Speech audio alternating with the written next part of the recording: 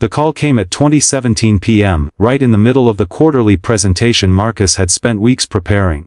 His daughter's school number flashing on his phone screen made his heart sink before he even answered. "Daddy, my tummy really hurts." 7-year-old Lily whispered through tears. The school nurse gently explaining in the background that she had a fever of 102. In that moment, Marcus Donovan made the choice that any parent would, the only choice his heart would allow. Though he knew exactly what it would cost him.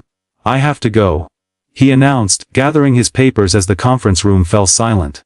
The disappointment in his boss Elaine's eyes was unmistakable as the potential Johnson contract, worth millions, sat unfinished on the table. The next morning, with Lily finally asleep after a night of vomiting and tears, Marcus received the email he'd been dreading. "Meeting with HR and executive management, 50:30 p.m. today. Attendance mandatory." His hands trembled as he set down his phone. 3 missed deadlines in 2 months. The company policy was clear. At his kitchen table, surrounded by Lily's finger paintings and half-finished expense reports, Marcus buried his face in his hands. The photograph of him and Lily at the beach last summer watched him from the refrigerator. Her gap-toothed smile a reminder of everything at stake. Since Rebecca had walked out 18 months ago, claiming she wasn't meant to be a mother, it had been just the two of them. The babysitter arrived at 4:45, giving Marcus just enough time to straighten his tie and drive to the office. His mind racing between mortgage payments, Lily's upcoming doctor appointments, and the impossible math of being in 2 places at once. As he rode the elevator to the executive floor, his phone buzzed with a text from the sitter. "Lully asking when you'll be home. Fever back up." Marcus closed his eyes, the weight of his world pressing down on his shoulders. The doors opened to reveal Elaine waiting, arms crossed, her expression unreadable as she gestured him toward the conference room where his fate awaited. The conference room felt like an execution chamber as Marcus sat across from Elaine, the company's CEO, her face illuminated by the harsh fluorescent lights that seemed to expose every worry line on his exhausted face. "Your performance has become..." She began, sliding a folder toward him. But something broke inside Marcus at that moment, something that had been cracking for 18 long months of solitary struggle. "My wife left us," he whispered, his voice catching as unexpected tears welled in his eyes. "She said she couldn't handle being a mother anymore and just disappeared." His hands trembled as he pulled out his phone, showing Elaine a picture of little Lily in a hospital bed. "My daughter has an autoimmune condition. The doctors still don't know exactly what's wrong." The polished veneer of professional distance crumbled as Marcus described nights spent holding Lily through fevers. Teaching himself to braid her hair, learning to cook meals she could keep down, all while trying desperately to meet deadlines that kept food on their table. "I know I've failed the company," he admitted, a tear tracking down his cheek. "But I can't fail her. She's all I have left." Elaine's expression softened, her eyes no longer those of a CEO but of a human being witnessing another's raw pain. She reached across the table, not to take the folder back, but to touch Marcus's hand. The unexpected warmth of her fingers against his skin made him look up in surprise. "Why didn't you tell me?" she asked softly, her professional mask completely gone now. The clock on the wall ticked past 7 p.m. as the city lights began to twinkle outside the window. For the first time, Marcus noticed the wedding ring missing from her finger. The slight redness around her eyes that makeup couldn't quite conceal. "I didn't want anyone's pity," he confessed. "I wanted to prove I could do it all." Elaine's eyes held his for a long moment before she quietly closed the folder and pushed it aside. "I think," she said with unexpected gentleness, "we need to start this conversation over. And this time, let's talk about what you actually need. I'm giving you a new position," Elaine announced 3 days later, sliding a contract across her desk that made Marcus's eyes widen. The flexible hours, remote work options, and maintained salary defied everything he thought possible in corporate America. His throat tightened as he realized what this meant.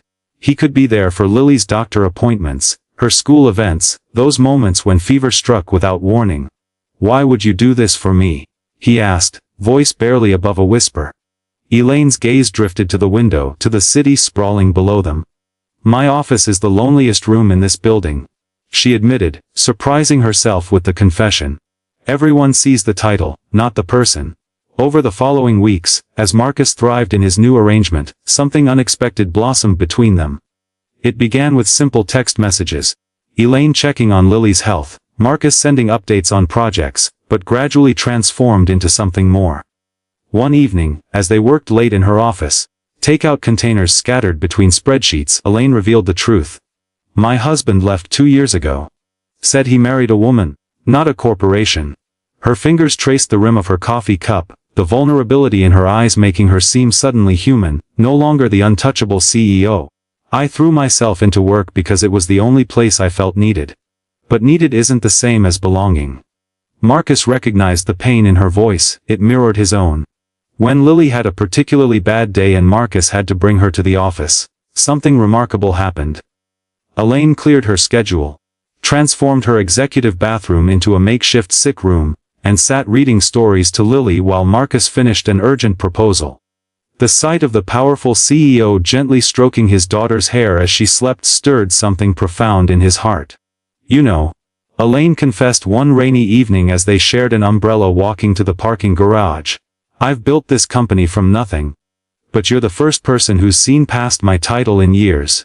Their hands brushed accidentally, neither pulling away as the rain drummed softly around them, creating a world that suddenly felt much smaller, much warmer than before.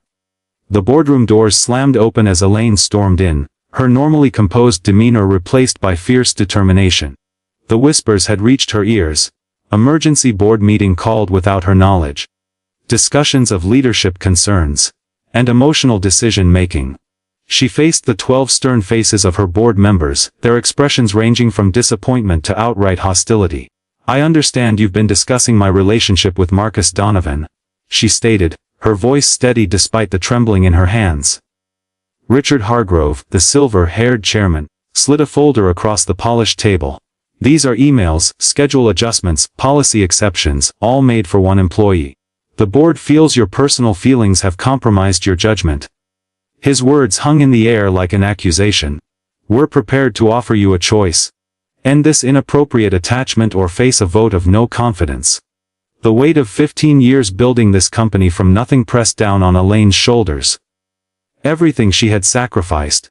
Her marriage, friendships, even the possibility of having children, all for this company. And now they wanted her to sacrifice the one genuine connection that had made her feel human again. "You know what the most valuable asset in this company is?" she asked quietly, looking each board member in the eye. "Not our patents or our market share. It's our humanity." Her voice grew stronger with each word. "Marcus taught me that when we honor people's whole lives, not just their productivity, we get loyalty no amount of money can buy." The CFO scoffed. "This isn't about company policy. It's about you falling for an employee beneath your station." Elaine removed her company pin from her lapel, placing it deliberately on the table. "If caring about someone's well-being makes me unfit to lead, then perhaps I don't want to lead a company with those values." The silence that followed was deafening. She had built this company, sacrificed everything for it, and now stood ready to walk away rather than deny the truth in her heart. "I've spent 15 years putting this company first," she said, her voice unwavering. "But I won't sacrifice my integrity, or Marcus, to keep a title. Some things matter more than power." 6 months later, Marcus stood in the doorway of Lily's bedroom, watching as Elaine gently tucked the covers around his sleeping daughter. The nightlight cast a soft glow across the room, illuminating the 3 science fair trophies on the shelf, achievements made possible by Lily's improving health and the stability that had entered their once chaotic lives. She finally fell asleep. Elaine whispered, carefully stepping away from the bed where Lily clutched the handmade doll Elaine had given her on their first official family dinner. In the living room, project files sat beside board games, a testament to the life they had carefully built together, one that refused to separate work and love into tidy, isolated compartments. The company had transformed too, with family-friendly policies that had unexpectedly improved productivity across all departments. Employees no longer hid their personal struggles but brought their whole selves to work, creating a loyalty that competitors couldn't understand. "Remember when you thought you had to choose?" Marcus asked, taking Elaine's hand as they settled on the couch, her CEO briefcase resting against his freelance writer's laptop. The memory of her standing before the board, choosing love over power, still took his breath away. In the end, she hadn't lost her company, she had transformed it, though not without battles that had tested them both. Elaine rested her head against his shoulder, the scent of her perfume mingling with the faint aroma of the chicken soup they'd made together for Lily's dinner. "I spent my whole life thinking strength meant never showing weakness," she confessed. "I never realized that being whole meant embracing all the parts of myself, the CEO and the woman who just wants to read bedtime stories." Through the window, the city lights twinkled like stars, the same view she once had from her lonely executive office.